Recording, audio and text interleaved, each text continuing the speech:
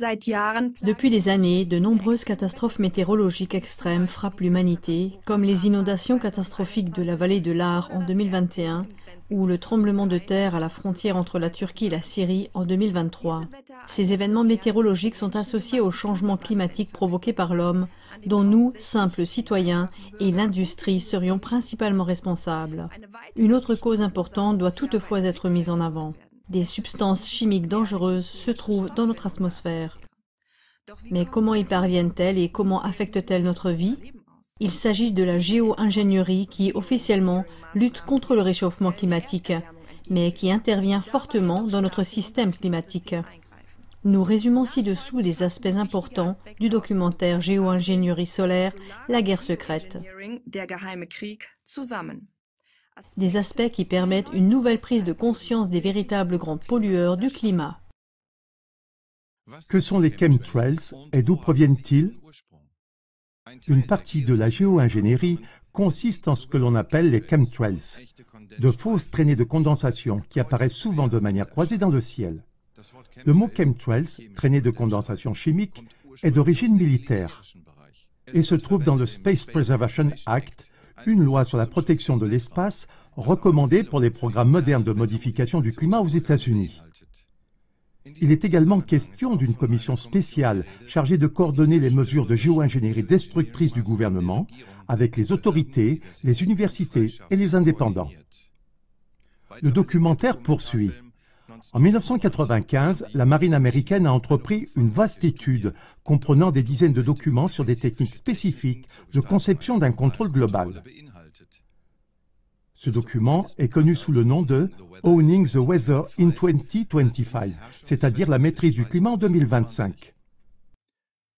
Après avoir consulté les diagrammes et les images, nous en avons déduit que dès 1995, les opérations de contrôle climatique et météorologique étaient déjà intégrées dans une phase d'implémentation avancée. En fait, notre ciel est strié, opaque et brumeux depuis au moins 1995. Que se passe-t-il exactement lorsque les avions pulvérisent des chemtrails? Les chemtrails sont composés d'un carburant d'aviation ordinaire, le kérosène, et d'un additif appelé adjuvant. Edward Teller, l'inventeur de la bombe à hydrogène, a proposé lors d'un congrès sur le changement climatique qui s'est tenu en Sicile en 1997 d'ajouter des additifs au carburant dans l'aviation civile. Depuis, ces produits chimiques ne sont plus seulement utilisés par les avions militaires, mais aussi par les avions de ligne. La condensation est en fait totalement impossible aux altitudes auxquelles volent les avions de ligne, et pourtant elle existe. Le physicien Pena Corrado explique qu'il n'est pas nécessaire de chercher loin pour comprendre la différence entre les chemtrails et les contrails. Il existe des livres et des textes de météorologie qui expliquent précisément que les phénomènes de contrails se produisent à des altitudes de 8000 mètres avec des températures de moins 40 degrés et une humidité d'au moins 60%. Alors pourquoi ces traînées apparaissent-elles malgré tout? Elles apparaissent parce qu'elles sont créées artificiellement. Il ne s'agit pas de condensation mais de la combustion d'additifs dans le kérosène. Cela entraîne la formation de fausses traînées de condensation et la descente de polymères, c'est-à-dire des substances chimiques composées de macromolécules sous la forme de fins filaments. Des analyses de ces substances ont révélé la présence de barium, d'aluminium, de manganèse et d'une série d'autres éléments.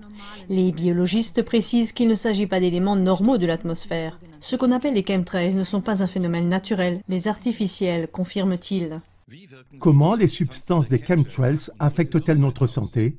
Le barium provoque de gros problèmes de capacité de régénération musculaire et endommage le cœur ainsi que les organes internes. L'aluminium est un métal neurotoxique qui a un impact négatif sur le système nerveux. Il contribue à la démence et déclenche des maladies telles que la maladie d'Alzheimer et la maladie de Parkinson. On a également trouvé du dibromure d'éthylène, un insecticide classé comme dangereux pour la santé par l'Agence de protection de l'environnement. En 2012 déjà, ces fibres ont été analysées par un laboratoire français certifié et les résultats ont été consignés dans un rapport d'analyse. Ce sont des organismes polymères complexes à base de produits chimiques synthétiques. Il faut retenir qu'elles constituent une menace pour la santé publique et une pollution massive de l'environnement. 4 échantillons analysés contenaient différents composés, des produits synthétiques toxiques. 3 d'entre eux contenaient du DEHP, un plastifiant redoutable qui affecte le système hormonal et peut mettre en danger la reproduction. Les conséquences de la géo-ingénierie illégale sont très perceptibles pour les gens, puisque les maladies neurodégénératives, les accidents vasculaires cérébraux et les tumeurs se sont aggravés au cours des 10 dernières années. Mais à qui profite cette arme météorologique qu'est la géo-ingénierie? L'un des principaux objectifs de la géo-ingénierie est de créer une atmosphère adaptée aux exigences militaires et civiles dans le domaine des communications sans fil. Comme l'oxygène et la vapeur d'eau limitent de nombreuses conditions préalables à la communication sans fil ou à la communication radio, la géo-ingénierie doit aider dans ce domaine. En outre, le contrôle des phénomènes météorologiques implique la maîtrise de l'économie et le contrôle des ressources. Par exemple, les récoltes peuvent être endommagées ou détruites en cas de sécheresse prolongée ou de fortes pluies. D'autre part, les multinationales de l'agroalimentaire développent des semences génétiquement modifiées qui peuvent survivre dans les zones de sécheresse. D'énormes bénéfices sont également réalisés grâce à la spéculation sur les marchés financiers. Alors que de nombreuses entreprises doivent faire face à des crises inattendues, il y a de nombreuses personnes qui réalisent d'énormes bénéfices grâce à ces crises. Après que l'ouragan Katrina a dévasté la Louisiane, des millionnaires appartenant au cercle junior de Bush ont remporté des marchés aux enchères pour reconstruire des usines.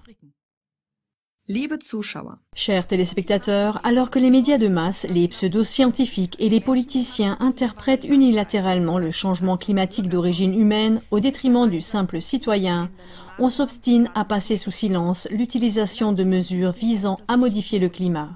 Ne nous laissons plus berner et faisons sortir de l'ombre tous ceux qui produisent des changements climatiques non naturels, ruinant ainsi la santé humaine et détruisant notre belle planète. Nous ne pourrons y faire face qu'ensemble, en créant des liens et en diffusant des émissions comme celle-ci.